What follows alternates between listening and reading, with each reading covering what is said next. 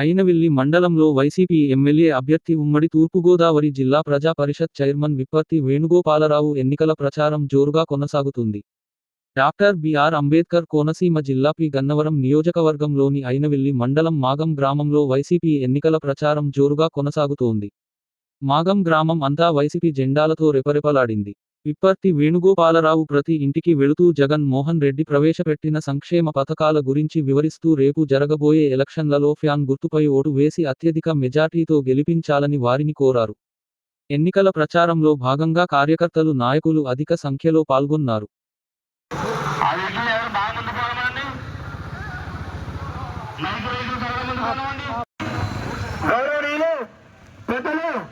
శ్రీ విప్పర్తి వేణుగోపాలరావు గారికి మీ అమూల్యమైన మరి మన అసెంబ్లీ అభ్యర్థి శ్రీ విప్పర్తి వేణుగోపాలరావు గారికి సారవేశ సత్కరిస్తున్నాను.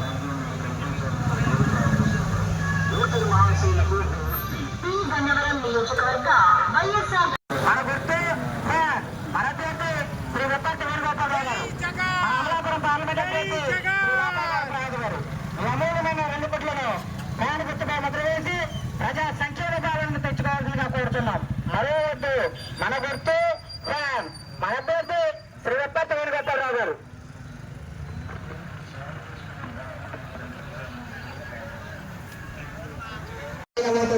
అతి ప్రాముఖ్యమైన ఓటును ఫ్యాన్ గుర్తుపై ముద్ర వేసి అఖండ మెజార్టీతో ప్రార్థన.